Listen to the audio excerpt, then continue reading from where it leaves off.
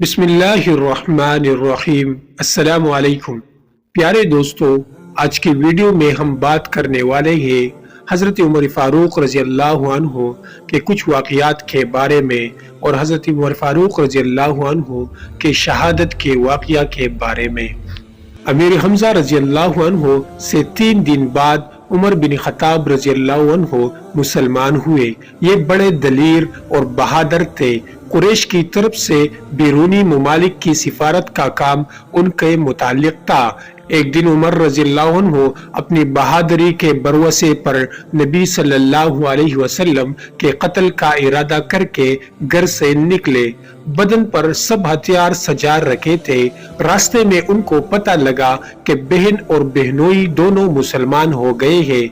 ये सुनकर बहन के घर गए, उन दोनों को खूब मारा। उनकी बहन फातिमा रज़ियल्लाहु अन्हा ने कहा, उमर तुम पहले ये किताब सुन लो जिसे सुन के हम ईमान ले आए हैं। अगर वो तुमको अच्छी ना लगे तो हमको मार डालना। उमर ने कहा, अच्छा। उस वक़्त उसके घर में नबी करीम सल्लल्लाहु अलैहि वसल्लम का एक सहाबी भी था जो उमर के आ जाने से चुप गया था। उसने कुरान मजीद तोहा का पहला रुकू सुनाया। उमर रज़ियल्लाहु अन्हु कुरान सुन रहा था और बेख्तियार रो रहा था। गरज उमर रज़ियल्लाहु अन्हु उस वक़्त से नबी करीम सल्लल्लाहु अलैहि वसल्लम और कुरान पर ईमान ले आया। जो घर से कातिल बनकर निकला था वो जानिसार बन गया। आगे चलकर उनका लक़ब फारूक हुआ। उस वक़्त तक मुसलमान नमाज अपने घरों में चुप चुप कर पढ़ा करते थे, अब काबा में जाकर पढ़ने लगे। उमर फारूक रज़ियल्लाहु अन्हु के पास खसूसी फजाइल।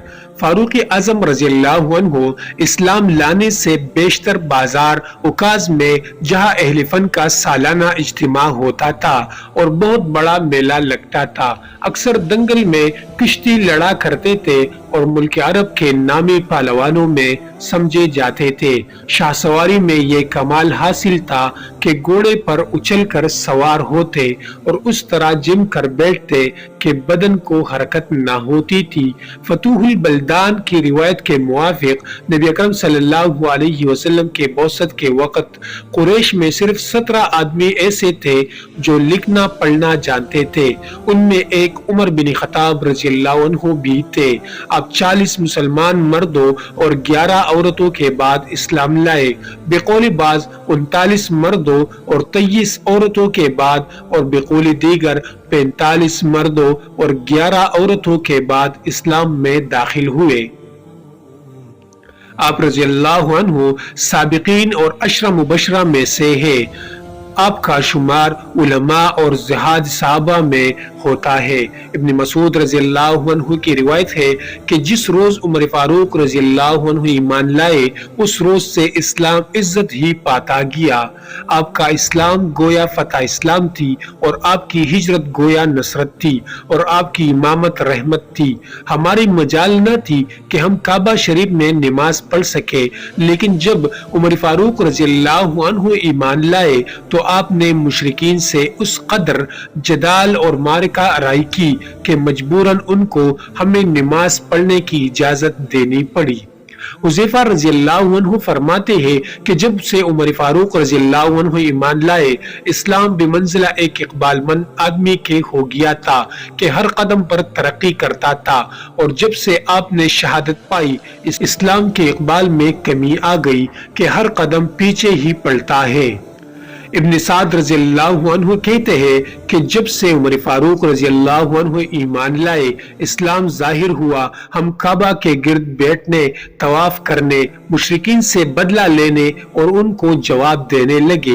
इब्न असाकर ने हज़रत अली रज़ियल्लाहु अन्हु से रिवायत की है कि हर शख्स ने खुफिया तौर पर हिजरत की है, लेकिन जब उमर रज़ियल्लाहु अन्हु ने हिजरत का कस्द किया तो एक हाथ में बरहना तलवार ली, दूसरे में तीर और पिश्त पर कमान को लगाकर खाना काबा में तशरीफ लाए। 7 मरतबा तवाफ किया और 2 रकातें मुकाम इब्राहिम के पास खड़े होकर पढ़े। پھر سردارانی قریش کی حلقہ میں تشریف لائے اور ایک ایک سے کہا کہ تمہارے منہ کالے ہو، جو شخص اپنی ماں کو بے فرزند اور بیوی کو بیوہ کرنا چاہتا ہو وہ آ کر مجھ سے مقابل ہو۔ کسی کو جرت نہ ہوئی کہ آپ کو روکتا۔ ایک روایت ہے کہ عمر رضی اللہ عنہ ہر ایک جنگ میں رسول اللہ صلی اللہ علیہ وسلم کے ساتھ رہے اور یوم احد میں ثابت قدم رہے۔ نبی اکرم صلی اللہ علیہ وسلم نے ارشاد فرمایا ہے کہ میں نے بحالت خواب جنت میں دیکھا ہے کہ ایک عورت ایک قصر کے پہلو میں بیٹھی ہوئی وضو کر رہی ہے۔ میں نے پوچھا کہ یہ قصر کس کا ہے؟ معلوم ہوا کہ عمر رضی اللہ عنہ کا ہے۔ پھر آپ نے عمر رضی اللہ عنہ سے مخاطب ہو کر فرمایا کہ مجھ کو تمہاری غیرت یاد آ گئی اور میں وہی سے لوٹ آیا۔ عمر رضی اللہ عنہ رو پڑے اور فرمایا کہ میں اور آپ سے غیرت کر دوں۔ ایک مرتبہ نبی اکرم صلی اللہ علیہ وسلم نے عمر رضی اللہ عنہ سے فرمایا کہ واللہ جس راستے سے تم جاؤ گے اس راستے پر شیطان کبھی نہ چلنے پائے گا بلکہ وہ دوسرا راستہ اختیار کرے گا۔ ایک مرتبہ آپ صلی اللہ علیہ وسلم نے فرمایا کہ میرے بعد اگر کوئی نبی ہونے والا ہوتا تو وہ عمر ہی ہوتا، اور ایک مرتبہ نبی اکرم صلی اللہ علیہ وسلم نے فرمایا کہ جب تک عمر رضی اللہ عنہ تمہارے درمیان رہے گا فتنوں کا دروازہ بند رہے گا۔ ایک مرتبہ آپ علیہ السلام نے فرمایا کہ آسمان کا ہر فرشتہ عمر رضی اللہ عنہ کا وقار کرتا ہے اور زمین کا ہر شیطان اس سے ڈرتا ہے۔ ابوبکر صدیق رضی اللہ عنہ نے فرمایا کہ روئے زمین پر کوئی شخص عمر سے زیادہ مجھ کو عزیز نہیں، اور حضرت علی رضی اللہ عنہ کا قول ہے کہ نبی اکرم صلی اللہ علیہ وسلم کے بعد ہم نے عمر رضی اللہ عنہ کو سب سے زیادہ ذہین پایا۔ ابن مسعود کہتے ہیں کہ اگر دنیا بھر کا علم ترازو کے ایک پلڑے میں اور عمر رضی اللہ عنہ کا علم دوسرے پلڑے میں رکھ دیا جائے تو عمر رضی اللہ عنہ کا پلڑا باری رہے گا۔ فاروق اعظم رضی اللہ عنہ کی شہادت کا واقعہ۔ مدینہ منورہ میں مغیرہ بن شعبہ رضی اللہ عنہ کا ایک مجوسی غلام فیروز نامی جس کی کنیت ابو لولو تھی رہتا تھا۔ اس نے ایک روز بازار میں فاروق اعظم رضی اللہ عنہ سے شکایت کی کہ میرا آقا مغیرہ بن شعبہ مجھ سے زیادہ محصول لیتا ہے، آپ کم کرا دے۔ فاروق اعظم رضی اللہ عنہ نے اس سے دریافت کیا کہ کس قدر محصول وہ وصول کرتا ہے۔ ابو لولو نے کہا وہ 2 درم 7 آنے روزانہ۔ فاروق اعظم رضی اللہ عنہ نے دریافت کیا کہ تو کیا کام کرتا ہے؟ اس نے کہا آہنگری، نقاشی اور نجاری کا۔ آپ رضی اللہ عنہ نے فرمایا کہ ان صنعتوں کے مقابلہ میں یہ رقم زیادہ نہیں۔ یہ سن کر ابو لولو اپنے دل میں سخت ناراض ہوا۔ فاروق اعظم رضی اللہ عنہ نے پھر اس سے مخاطب ہو کر کہا کہ میں نے سنا ہے کہ تو ایسی چکی بنانا جانتا ہے کہ جو ہوا کے زور سے چلتی ہے، تو مجھ کو بھی ایسی چکی بنا دے۔ اس نے جواب میں کہا کہ بہت خوب، میں ایسی چکی بنا دوں گا کہ جس کی آواز اہل مغرب و مشرق سنیں گے۔ دوسرے دن نماز فجر کے لیے لوگ مسجد نبوی میں جمع ہوئے۔ ابو لؤلؤ ایک خنجر لیے ہوئے مسجد میں داخل ہو گیا۔ جب نماز کے لیے صفیں درست ہو گئی اور فاروق اعظم رضی اللہ عنہ امامت کے لیے آگے بڑھے، نماز شروع کر چکے تو ابو لؤلؤ نے جو مسلمانوں کے ساتھ صف اول میں کھڑا تھا چل کر فاروق اعظم رضی اللہ عنہ پر خنجر کے 6 وار کیے، جن میں ایک وار ناف کے نیچے پڑا۔ فاروق اعظم رضی اللہ عنہ نے فوراً عبد الرحمن بن عوف کو کھینچ کر اپنے جگہ پر کھڑا کر دیا اور خود زخموں کے صدمہ سے بے ہوش ہو کر گر پڑے۔ عبد الرحمن بن عوف نے لوگوں کو اس حالت میں نماز پڑھائی کہ فاروق اعظم رضی اللہ عنہ سامنے زخمی پڑے تھے۔ ابو لؤلؤ اپنا وار کر کے مسجد نبوی سے بھاگا۔ لوگوں نے اس کو پکڑنے کی کوشش کی، اس نے کئی اشخاص کو زخمی کیا اور کلیب بن ابی بکر رضی اللہ عنہ کو شہید کر دیا۔ بالآخر اسے گرفتار کر لیا گیا، لیکن اس نے گرفتار ہوتے ہی خودکشی کر لی۔ نماز فجر پڑھ لینے کے بعد لوگ فاروق اعظم رضی اللہ عنہ کو مسجد سے اٹھا کر ان کے گھر میں لائے۔ انہوں نے ہوش میں آتے ہی سب سے پہلے یہ دریافت کیا کہ میرا قاتل کون تھا۔ لوگوں نے ابو لؤلؤ کا نام بتایا تو آپ رضی اللہ عنہ نے فرمایا کہ اللہ کا شکر ہے کہ میں ایسے شخص کے ہاتھ سے نہیں مارا گیا جو اپنے آپ کو مسلمان کہتا ہو یا جس نے اللہ کو ایک سجدہ بھی کیا ہو۔ ایک طبیب نے آ کر آپ رضی اللہ عنہ کو دودھ پلایا تو زخم کے راستے سے باہر نکل آیا۔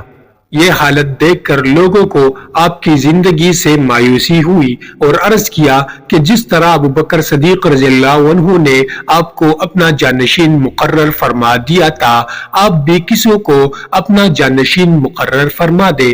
آپ نے عبد الرحمن بن عوف، سعد بن ابی وقاص، زبیر بن العوام، طلحہ رضی اللہ عنہ، علی، عثمان بن عفان رضی اللہ عنہم اجمعین کو طلب فرمایا۔ طلحہ رضی اللہ عنہ مدینہ منورہ میں تشریف نہ رکھتے تھے۔ فاروق اعظم رضی اللہ عنہ نے 5 آدمیوں سے مخاطب ہو کر فرمایا کہ 3 روز تک طلحہ رضی اللہ عنہ کا انتظار کرنا، اگر وہ 3 روز تک آ جائے تو ان کو بھی اپنی جماعت میں شامل کرنا، اور اگر وہ 3 روز تک نہ آئے تو پھر تم 5 آدمی ہی مشورہ کر کے اپنے آپ میں سے کسی ایک کو اپنا امیر بنا لینا۔ اس کے بعد آپ نے اپنے بیٹے عبداللہ بن عمر کو بلا کر کہا کہ اگر لوگ خلافت و امارت کے انتخاب میں اختلاف کرے تو تم کثرت کے ساتھ شریک ہونا، اور اگر فریقین برابر تعداد کے ہو تو تم اس گروہ میں شریک ہونا جس میں عبد الرحمن بن عوف رضی اللہ عنہ شامل ہو۔ پھر ابو طلحہ انصاری اور مقداد بن اسود کو بلا کر حکم دیا کہ جب یہ لوگ خلیفہ کے انتخاب و تقرر کی غرض سے ایک جگہ مشورہ کرنے کو جمع ہو تو تم دونوں دروازے پر کھڑے رہنا اور کسی کو ان کے پاس نہ جانے دینا جب تک وہ مشورہ سے فارغ نہ ہو جائے۔ پھر آپ نے مذکورہ بالا حضرات کو مخاطب کر کے فرمایا کہ جو شخص خلافت کے لیے منتخب ہو اس کو وصیت کرتا ہوں کہ وہ انصار کے حقوق کا بہت خیال رکھے، کیونکہ یہ لوگ وہ ہیں جنہوں نے نبی اکرم صلی اللہ علیہ وسلم کی مدد کی۔ مہاجرین کا بھی پاس و لحاظ رکھنا چاہیے کیونکہ یہی مادہ اسلام ہے۔ اس طرح ذمیوں کا بھی پورا خیال رکھنا چاہیے۔ ان کے ساتھ اللہ اور رسول کی ذمہ داری کو کما کا ملحوظ رکھا جائے اور ذمیوں سے جو وعدہ کیا جائے اس کو ضرور پورا کیا جائے۔ ان کے دشمنوں کو دور کیا جائے، ان کی طاقت سے زیادہ ان کو تکلیف نہ دی جائے۔ پھر آپ نے اپنے بیٹے عبداللہ بن عمر کو بلا کر حکم دیا کہ عائشہ رضی اللہ عنہ کی خدمت میں جاؤ اور ابو بکر صدیق کے پہلو میں دفن کیے جانے کی اجازت حاصل کرو۔ وہ عائشہ صدیقہ رضی اللہ عنہا کی خدمت میں حاضر ہوئے اور فاروق اعظم رضی اللہ عنہ کی التجا پیش کی۔ عائشہ صدیقہ رضی اللہ عنہا نے فرمایا کہ یہ جگہ میں نے اپنے لیے تجویز کی تھی، لیکن اب میں عمر فاروق کو اپنی ذات پر ترجیح دیتی ہوں، ان کو ضرور اس جگہ دفن کیا جائے۔ یہ خبر جب عبداللہ نے فاروق اعظم کو سنائی تو وہ بہت خوش ہوئے اور فرمایا کہ میری سب سے بڑی مراد بر آئی۔ چہارشنبہ 27 ذی الحجہ سن 23 ہجری کو آپ زخمی ہوئے اور 1 محرم 24 ہجری کو ہفتہ کے دن فوت ہو کر مدفون ہوئے۔ 10.5 برس خلافت کی نماز جنازہ حضرت صہیب رضی اللہ عنہ نے پڑھائی۔ عثمان غنی، علی، زبیر، عبد الرحمن بن عوف اور عبداللہ بن عمر رضی اللہ عنہم اجمعین نے آپ کو قبر میں اتارا۔ دوستو، اسلامک واقعات اور قصص الانبیاء کے لیے چینل کو ضرور سبسکرائب کریں۔